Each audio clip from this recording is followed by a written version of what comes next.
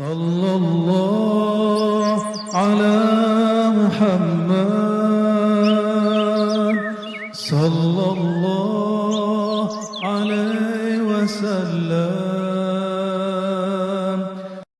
Jadi 12 kekhalifahan, 12 khalifah, sampai hari ini ulama kita nggak ada yang sepakat tentang makna siapakah 12 khalifah ini, kecuali kelompok Syiah. Bagi kelompok Syiah, 12 imam itu, yang ke-12 adalah Imam Mahdi yang masuk kepada goa lalu menghilang waktu dia masih kecil. Dan itu bukan akidah Ahlus Sun. Jadi bagi mereka, Sayyidina Hussein punya anak, Ali Zainal Abidin punya anak, Muhammad Al-Baqir, Muhammad Ja'far, terus sampai kepada Muhammad bin Askar. Askar ke-11, Muhammad bin Askar yang ke-12. Muhammad bin Askar ini menghilang waktu kecil. Cocok dengan hadis ini. Lalu apa kata mereka? Inilah imam yang kita tunggu. Kata siapa?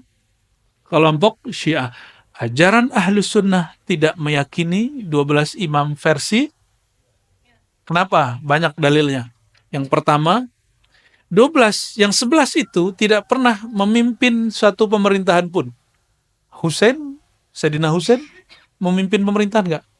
Dia wafat dibunuh oleh Yazid dan tentara Yazid, namanya Ibn Ziyad, sebelum berkuasa. Sayyidina Ali Zainal Abidin Jumatan aja enggak boleh. Muhammad Al-Baqir juga sama, Ja'far Shadiq itu juga hampir sama. Sampai kepada keturunannya tadi. Jadi mereka jadi ahlul bait di zaman itu berat. Maka ketika di sini ada zuriat Nabi, Habib ya, Indonesia paling aman tinggal habaib, sampai muncul isu anti nasab Ba'alawi ini ya. Kita nggak ikut-ikutan ya, kita nggak komentar juga. Kalau pernah ada komentar saya sudah tutup ya. Kita nggak mau ikut-ikutan konflik karena itu bagian dari merusak ukhuwah Islamiyah ya. Jika membahas nasab merusak ukhuwah Islamiyah, kita nggak usah bahas. Baik. Lalu siapa yang disebut 12 imam ini? Jadi seakan-akan Imam Abu Daud ingin mengatakan begini, wahai Tuan pembaca, Tuan yang membaca hadis ini, 12 imam itu bukan imam yang dimaksud oleh Syiah. Ya. Masih ingat kisah Bani Israel ketika Sayyidina Musa kemudian membawa 12 perwakilan yang disebut Nuqaba. Ya. Disebut apa? Nuqaba. Maka jika kita merujuk ke sana, Nuqaba ini bisa berarti hidup di zaman yang sama. Bisa juga tidak. Nah, tapi poin paling penting dari kata ini, hadis ini adalah seakan-akan Imam Abu Daud ingin mengatakan bukan 12 imam versi Syiah itu. Oke? Ini penjelasannya masih agak panjang, tapi kita cut aja ya. Sudah asar belum? Belum? Belum mau atau 1 menit lagi? Oh, bentar lagi berarti.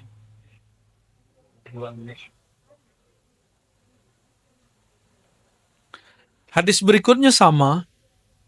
Kayak saya nggak bacakan ya. Kita masuk ke hadis yang setelahnya. Wabila qala haddatsana Musaddad. Kelihatan?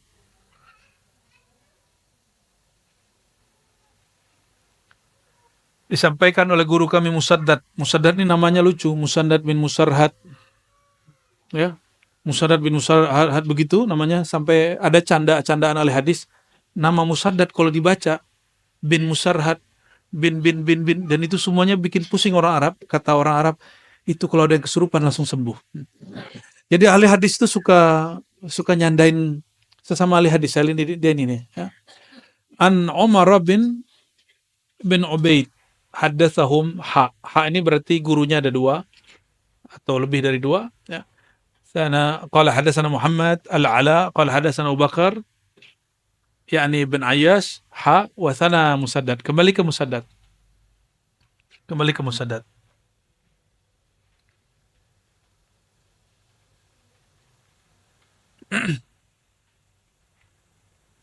Allahumma sholli ala sayyidina.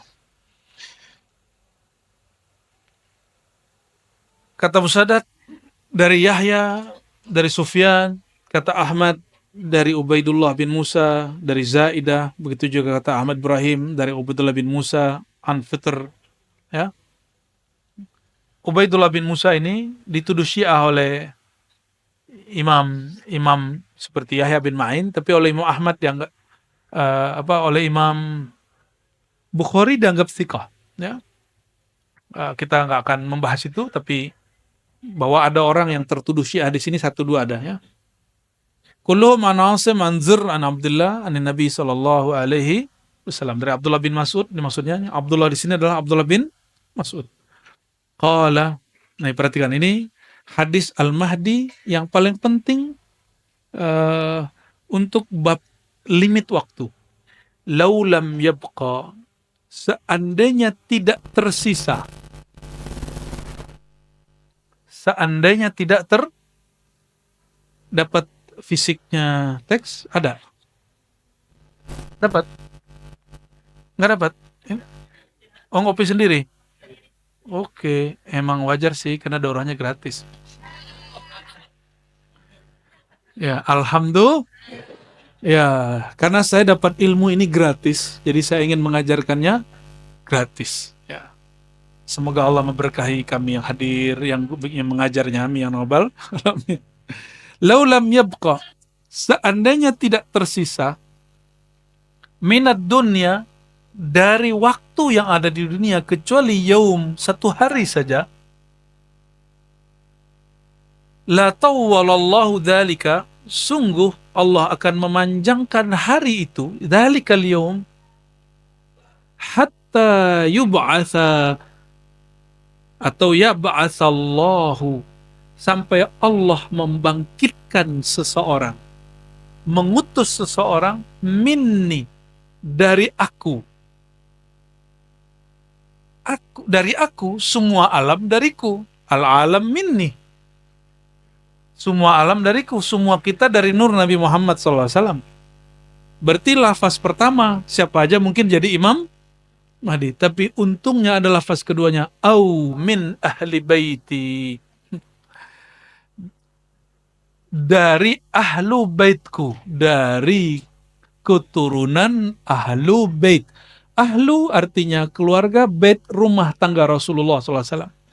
Dan Rasulullah SAW hanya mewarisi, menurunkan keturunan dari jalur Sayyidatuna Fatimah. Maka kalau diterjemahkan, dari keturunanku melalui Fatimah. Nggak ada urusan mau patriarki, mau apa lagi yang dari ibu. Ya, saya sini lupa, padahal saya orang Padang, orang Minang. Matrilineal, Allahumma salli ala sayyidina Muhammad. Ya, yuwati'u. Nah, di sini maka ada dua ahlu bait. Ada ahlu bait nuraniyah, ada ahlu bait nasabiyah. Ahlu bait nuraniyah, semua orang beriman, maka dia ahlu bait Nabi Muhammad SAW, yang oleh Imam Subki, beliau mengatakan apa? Kalau kita baca Allahumma sholli ala sayyidina Muhammad wa ala ali Muhammad, maka semua orang beriman dapat. Karena keluarga Muhammad, kata Imam Subki, kullu mu'min, kullu muslim, setiap mukmin. Coba perhatikan, istri Nabi dipanggil Ummul Mu'minin, ibu orang beriman. Bapaknya siapa? Abul Mu'minin Sayyidina Muhammad SAW. Itu makna ayat, makana Rasulullah SAW aba ahadin min rijalikum. Rasulullah SAW bukan bapak seseorang saja, tapi bapak rohani semua. Bapak semua rohani. Ya, maka kita ada salawat, kita sebut salawat Abu Ruh. Abu Ruh, ya. Allahumma shalli ala sayyidina Muhammad Abir Ruh. Ya, salatu wassalamu alaika ya Aba Ruh. Ya. Yuwati'u, berkesesuaian, ismuhu ismi, isim dia nama dia dengan isimku, namaku sama. Wa ismu abihi ismu abi. Tapi di riwayat imam yang lain, ini kalimat ini tidak ada. Ya, ini riwayat yang lebih sahihnya yang ini. Nama dia sama dengan namaku. Pertanyaan, apakah yang Nabi maksud nama itu nama KTP? Nama ID card? Di masa Rasulullah SAW udah ada ID card belum? Ada kartu tanda penduduk?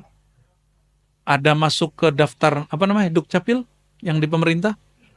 Enggak. Nama yang dimaksud di sini bukan nama itu. Yang perlu diperhatikan ya. Karena kita sering memahami 14 abad lalu dengan zaman sekarang. Itu kebodohan. Ya, makna hadis nanti nggak lengkap.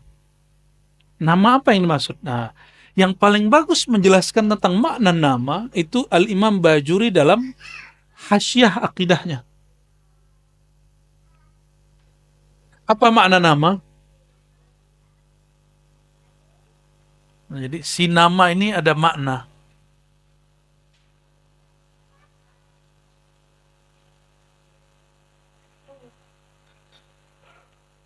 Ismi, namaku.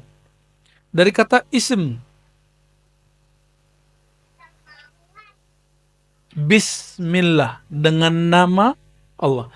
Ism dalam bahasa Arab itu ada dari kata sumu. Sumu artinya luhur, tinggi. Ulu. Maka langit disebut sama satu akar kata. Satu akar kata. Orang Arab begitu kayanya mereka dalam berbahasa Arab. Maka sumu disebut uluwud darajah wa ma'rifah. Ketinggian derajat dan ketinggian ma'rifat, pengetahuan.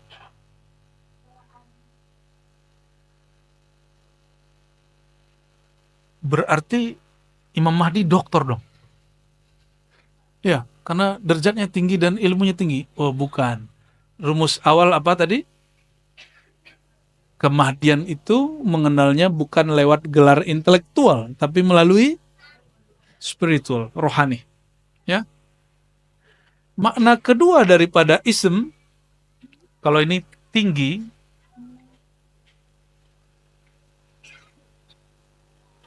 yang kedua makna daripada ism adalah alam, ya. Bahasa Arabnya wasm. Jadi ulama itu mereka bingung, ism kata bismi itu dari sumu atau dari wasam. Apa makna wasam? Ada di bahasa lokal nggak? Wasam. Asam adanya. Wasam berarti alam. Apa arti alam? Tanda. Apa arti alam? Tanda. Jadi kalau kita terjemahin, ismuhu ismi. Nama ia adalah namaku. Ketinggian derajat dan ma'rifatnya dan tanda-tanda yang ada padaku juga ada pada dia. Yang ada pada dia ada padaku. Masalahnya ini setelah dia memproklamirkan dirinya atau belum? Itu masalahnya. Nah, disinilah mentok ahli hadis. Ahli hadis tidak mampu membedakan ini hanya sebatas ini sahih tidak sahih. Bukan tugas ahli hadis mengerti maknanya. Tugas mengerti maknanya ahlul ihsan, ahli rohani.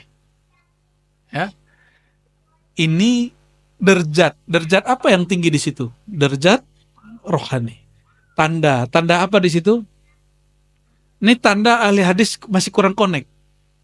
Nanti di beberapa hadis sebelum selesai, di situ disebutkan Al-Mahdi, ya, itu aqnal unuf, hidungnya mancung, ya, abhal jubha, jidatnya lebar. sempat-sempatnya Imam Abu Daud meriwayatkan hadis itu. Tanda ahli hadis mereka terbawa dengan nuansa ism, bahwa tanda-tanda yang dimaksud tanda-tanda fisik. Oke, kita ambil hadis itu. Hidung yang mancung itu pertanda apa? Orang hidung mancung itu keturunan Sunda, Jawa, apa keturunan Arab? Nah, boleh juga lah kita ambil ya. Tapi apakah semua yang hidung mancung ya, dia Imam Mahdi? Ini banyak yang mancung nih bukan Imam Mahdi saya lihat. Banyak zuriat Nabi hidungnya pesek. Saya ketemu malah mancungan hidung teman-teman kita yang bukan habaib. Berarti bukan itu tandanya, bukan tanda hidung. Jadi hidung ini kalaupun iya itu pertanda dia zuriat. Jidat lebar pertanda dia cerdas. Tapi bukan berarti mesti seperti itu, ya. Oke, ini dua hal paling penting dari makna ism. Awalnya agak sulit untuk memetakannya, tapi 2021 alhamdulillah Allah izinkan pemaknaan ini kemudian rampung ya. Jadi makna ism nama bukan nama kartu ID card, tapi ini nama ketinggian derajat, kemakrifatan, nama tanda. Buya Dr. Aldomi boleh ngajar di pasca sarjana karena beliau punya nama gelar, yaitu doktor. Apakah semua saudara-saudara ini boleh ngajar di pasca sarjana, S2, S3? Enggak. Mesti ada, sudah punya doktor, mesti punya syarat satu lagi, namanya nomor induk dosen. NIDN. Berarti dia punya nama induk. Nama dia punya nomor. Jika di alam nyata ini ada kenyataan realita begitu, maka ini adalah pertanda bahwa di akhir zaman ada lebih dari satu nama. Maka kita ada kitab di situ disebutkan 2000 nama Nabi SAW kurang 5. 2000 kurang 5. Nama Nabi Muhammad Sallallahu Alaihi Wasallam. Semakin kenal nama Nabi Muhammad SAW, semakin kenal beliau. Ini baru ilmu nama yang diajarkan ke Sayyidina Adam. Wa 'allama Adam al-asma'a kullaha. Kami ajarkan nama-nama ilmu nama kepada Sayyidina Adam. Jadi tolong diluruskan, ini bukan nama ID card. Ini nama dalam pengertian ketinggian ilmu, derajat, dan tanda-tanda. Udah mau selesai. Udah. Buat itu aja. Oke, barangkali ini karena kita sudah mau asar, mohon ahli sholawatnya, sholawat dulu nih. Faiz, sholawat dulu Faiz. Ini baru berapa hadis? Sudah berapa hadis? Tapi baru satu bab. Baru satu bab. Dan kita pun membacanya bukan membaca seperti ahli hadis kebanyakan, ya, tapi membacanya agak sedikit lebih santai. Sebelum sholawatan, coba perhatikan kalimatnya. Yamla'ul arda, Al-Mahdi itu akan memenuhi bumi dengan qistan wa adlan, keadilan. Kama, ini menjadi limit kemunculan Al-Mahdi. Jadi kalau orang bertanya, kapan muncul Al-Mahdi? Kita nggak berani memberikan tanggal, kecuali itu perkiraan. Jadi kalaupun ada penanggalan, itu hanya perkiraan. Kama muliat, sebagaimana dipenuhi bumi zulman wa jawra, kezaliman. Jadi kalau mau dijawab, kapan Imam Mahdi muncul? Apabila kezaliman memuncak di semua tempat. Sekarang kan belum zalim-zalim amat lah. Ya. Masih bisa makan tuh? Masih boleh makan? Masih bisa tidur beberapa jam setiap hari? Masih dapat hak hari-harian? Masih. Berarti ini belum. Ya. Tapi tenang dulu, kan ini zaman bisa berubah. Kezaliman yang paling dahsyat selama sepanjang tahun ini, sepanjang abad ini, Itulah kemarin pandemi. Kita nggak tahu ke depannya apa lagi. Jadi kezoliman yang dimaksud di sini bukan kezoliman politik lokal. Tolong digarisbawahi. Bukan kezoliman politik lokal. Kalimatnya coba perhatikan. Sang Mahdi akan memenuhi bumi. Ini kalimatnya pakai bumi. Akan memenuhi bumi sebagaimana bumi dipenuhi. Berarti ini yang disebut orang global, tapi saya nggak suka istilah itu. Apa istilahnya? Eh, Pemerintahan global gitu.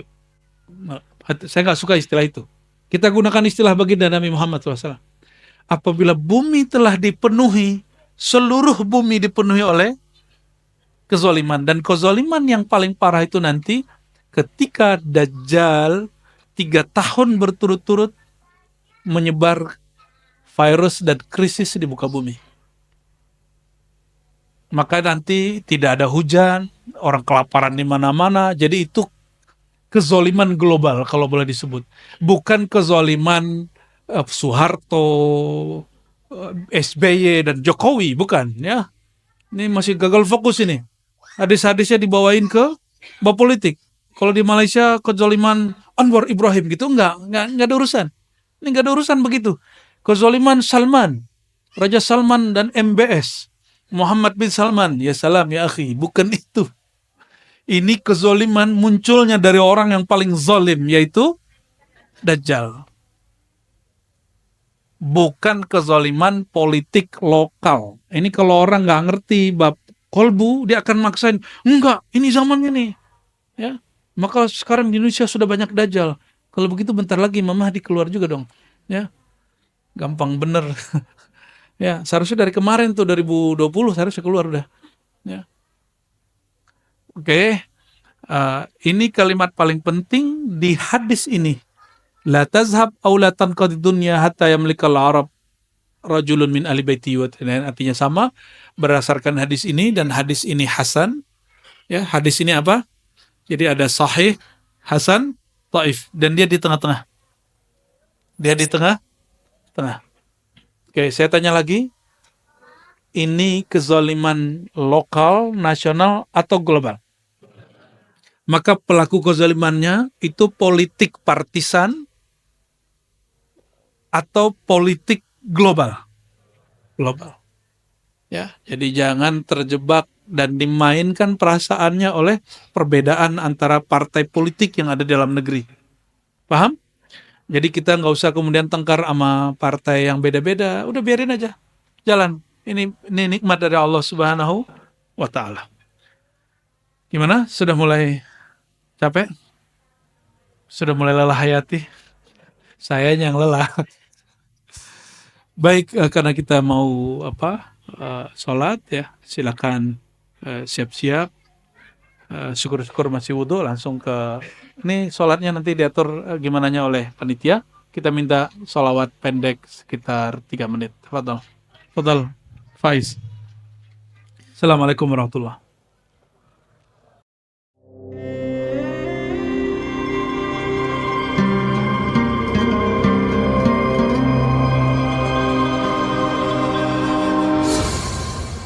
Ada Sayyid Kamal Al-Haidari, itu ulama dari Najaf, Irak, tapi jadi ayatullah, jadi ulama marja yang lebih cerdas dari Ayatullah Khalil Khamenei yang hari ini.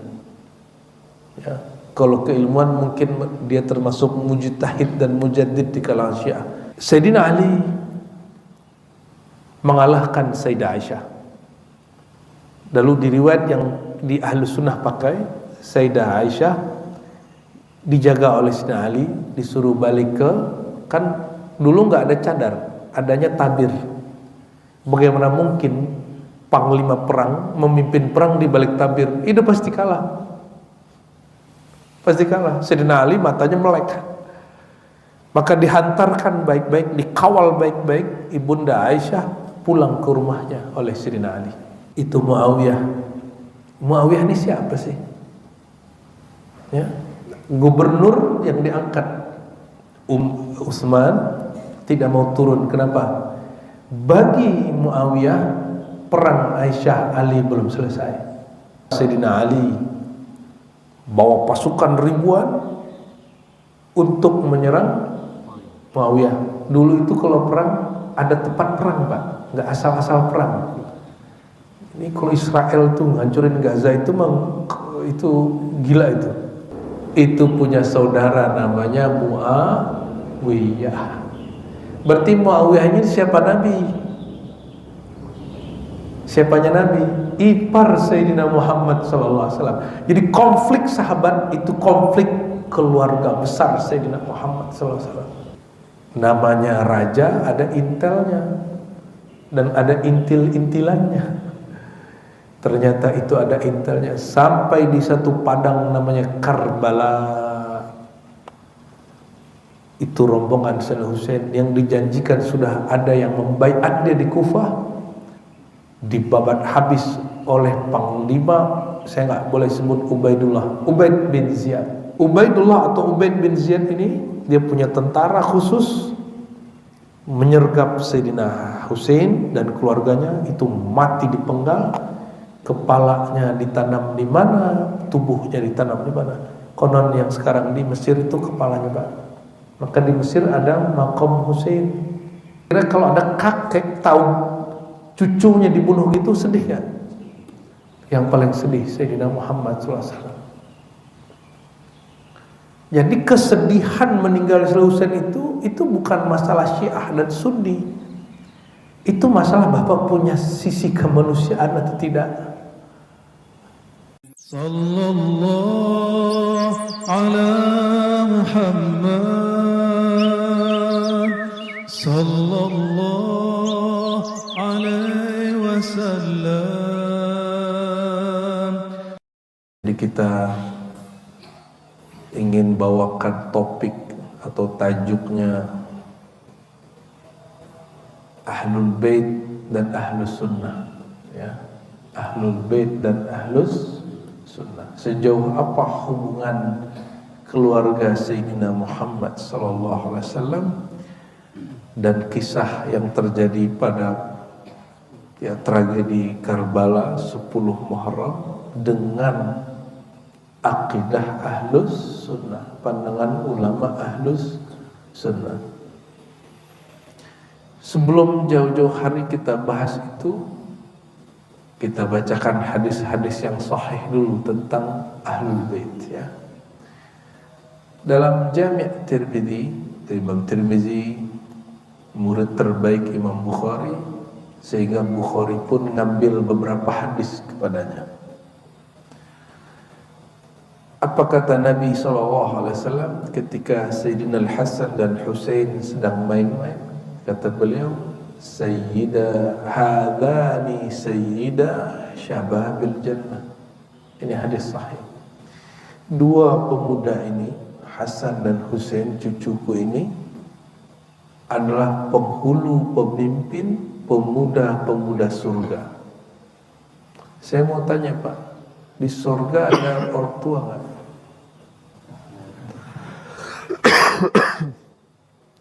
Berarti semuanya pemuda. Tenang, Pak, yang sudah ubanan, yang sudah giginya rontok, nanti kita seumuran semua, Pak. Kita seumuran semua nanti. Cuma ini karena keduluan Bapak lahir aja, gitu aja bedanya.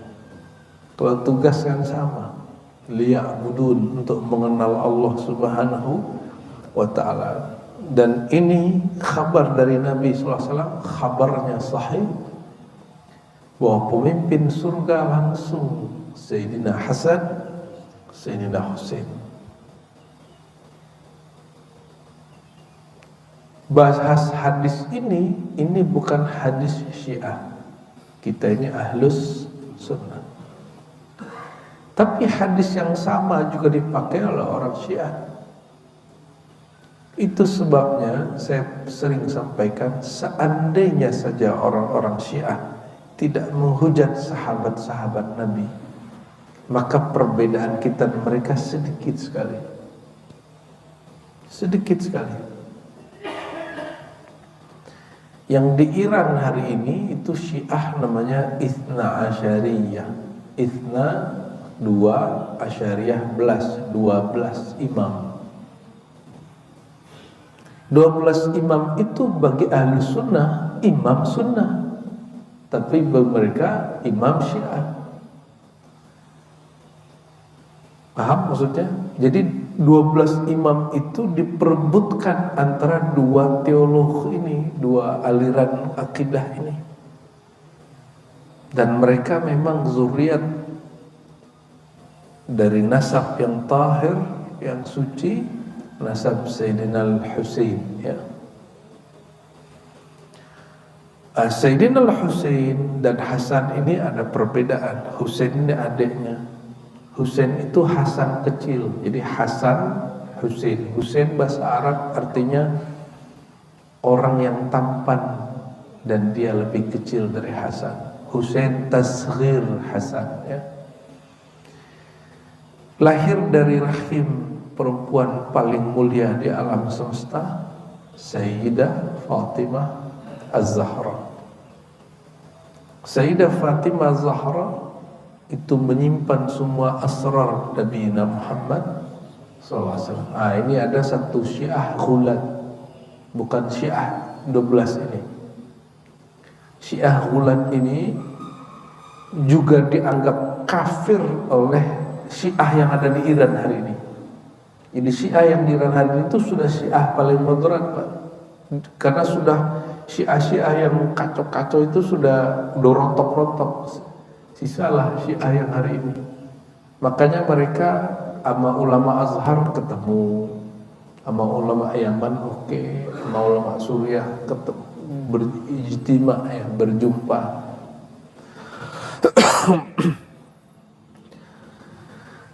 Ada sekelompok Syiah yang menggunakan, dan itu ada di riwayat mereka, tapi riwayatnya semuanya palsu, bahwa Sayyidah Fatimah menerima mushaf dari Nabi yang bukan mushaf Al-Quran.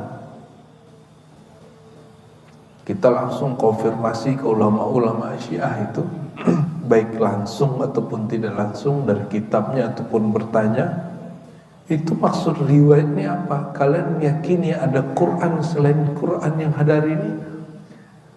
Nah, yang paling menarik ada Sayyid Kamal Al-Haidari, itu ulama dari Najaf, Irak, tapi jadi ayatullah, jadi ulama marja yang lebih cerdas dari Ayatullah Ali Khamenei yang hari ini. Ya, kalau keilmuan mungkin dia termasuk mujtahid dan mujaddid di kalangan Syiah, karena beliau tidak ada kebencian kepada Ahlus Sunnah. Bahkan dia mengkritisi ajaran-ajaran utamanya Syiah. Makanya dia sudah dikafirkan sebagai Syiah, tapi juga menanggung mulu masuk Ahlus Sunnah. Apa penjelasan dia? Semua riwayat mengenai bahwa Sayyidah Fatimah mendapatkan mushaf selain mushaf Al-Quran, itu riwayatnya tidak seperti yang dibayangkan, karena ada di Al-Kulaini. Jadi mereka punya kitab seperti kita Sahih Bukhari, mereka punya Al-Kafi, ada Biharul Anwar, ada banyak lagi.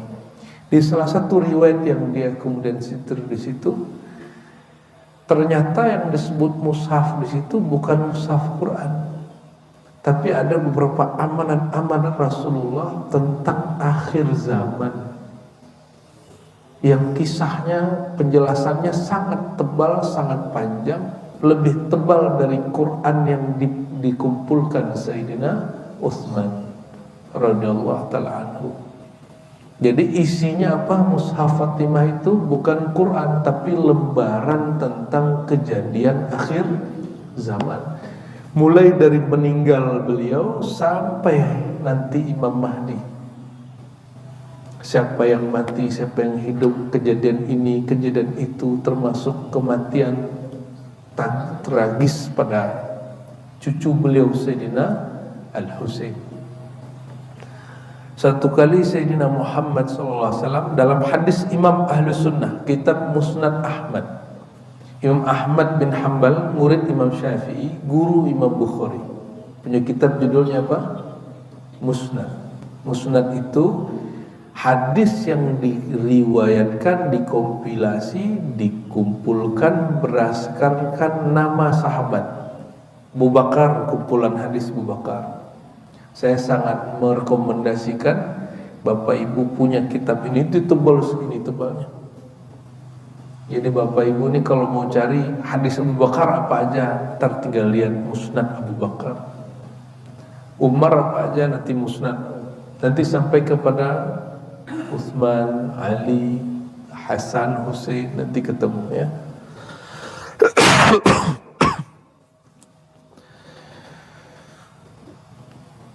Apa kata Nabi Muhammad SAW ketika beliau sedang belusukanlah jalan-jalan. Nabi ini kalau di konsep orang hari ini disebut time traveler ya, orang yang bisa nembus waktu karena dia dekat dengan Sang Maha Waktu, yaitu Allah Subhanahu wa Ta'ala. Maka Nabi lagi terang-terangnya, lagi siang atau sore di saat hadis itu, tiba-tiba beliau terdiam, matanya berkaca-kaca, dan beliau mengatakan inni la ajid, kalau nggak salah begitu lafaznya, raihata dami, yakni al-Husain ya, aku mendapatkan mencium bau segar darah Husain, safki dima'il Husain, atau kama qala sallallahu alaihi wasallam ya. Jadi beliau mencium, beliau lagi di Madinah tapi mencium bau darah Husain. Jadi dia diperjalankan dan beliau melihat siapa yang bunuh cucunya sendiri. Kalau ada orang ganggu cucu kita gimana Pak? Kita ganggu balik Pak. Betul nggak? Apa kata Nabi? Al-Hasan wal-Husain minni, atau Husain minni wa ana min Husain, atau Hasan minni wa ana min Husain min Hasan. Ini cucuku dari darah dagingku dan aku darinya. Itu bahasa Nabi menjaga, mengakuisisi tentang siapa yang disebut cucunya ini. Ini hadis ahli sunnah semua. Saya nggak akan sebutkan dari riwayat Syiah karena metode kita menentukan hadis sahih tidak sahih dengan Syiah ini masih ada perbedaan. Kenapa? Kalau sahih menurut Syiah, jika diriwayatkan dari Imam Ahlul Bait, walaupun bukan dari Nabi tapi dari Imam 12, itu disebut dengan hadis sahih. Kalau di kita nggak masuk. Bagi kita, walaupun dari Sayyidina Ali, walaupun dari Hasan Hussein, jika riwayat kepada beliaunya tidak valid, informannya nggak valid, hadisnya batil. Dan itu banyak. Maka dengan semua ketakziman kita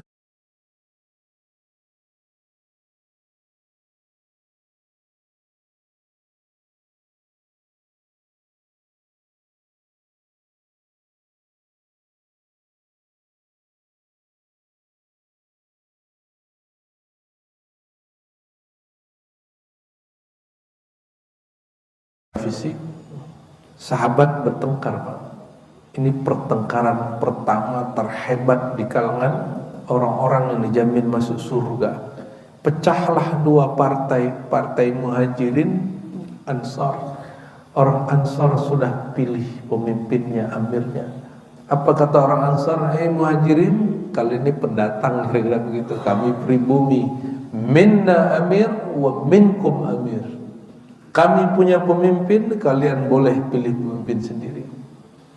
Abu Bakar belum datang, Abu Bakar masih di luar kota. Maka Sayyidina Nabi SAW tubuhnya masih dibiarkan, dijaga, nunggu orang kepercayaan beliau yang seumuran, yang menemani beliau di Gua Thur pulang. Karena hanya kata beliau yang nanti didengar.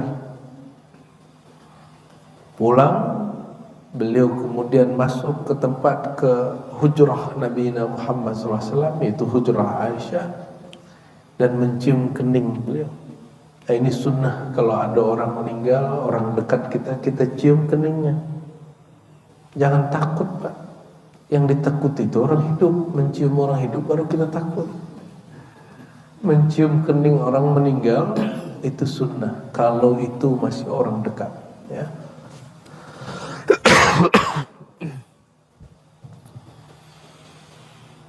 Lalu Sayyidina Abu Bakar Siddiq dapat kabar bahwa para sahabat sudah bertengkar masalah politik. Baru saja beliau meninggal, orang-orang dijamin masuk surga, urusan politik sudah begini. Jadi ini kelemahan kita. Kita sebutkan hari ini, Bapak Ibu. Kelemahan semua umat, termasuk umat Islam, bukan pada imannya, bukan pada ilmunya, bukan pada zikir tahajudnya, bukan pada dermawannya. Ini masjid bagus-bagus, tanda orang sini dermawan, karpetnya tebal terus, ya. Di mana sikap politik? Jadi kalau mau hancurkan satu negeri, termasuk negeri ini, kalau menghancurkan suatu agama, termasuk agama ini, hidupkan isu politik di situ. Lucu nggak, Pak? Negara UK itu demokrasinya murni atau masih ada kerajaan di situ? Masih ada kerajaan di situ. Lucu nggak? Mereka jualan demokrasi kemana-mana. Walaupun Perdana Menterinya dipilih secara demokratis.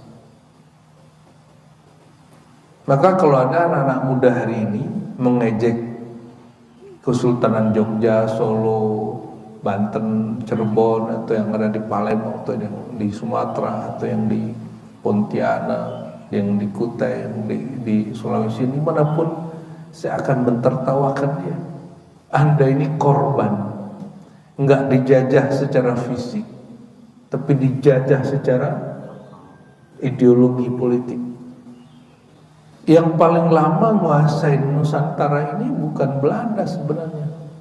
Nusantara ini kan luas, Pak, dari ujung Aceh termasuk Semenanjung Malaysia sampai ke Sulu. Itu yang bagi-bagi siapa? Yang bagi-bagi Inggris. Cuma karena Indonesia tidak dijajah Belanda, kita ini dieksploitasi oleh VOC. Dan tidak semua negeri. Yang 350 tahun cuma Batavia. Sampingnya Banten sudah tidak. Cirebonan sudah tidak. Kesultanan belakangan mereka baru menyerahkan. Karena politik, dan Bapak baca semua kekacauan kesultanan di Nusantara, itu yang dimainkan bab politik. Sehingga putra mahkota melawan rajanya, paman melawan, begitulah semua sama.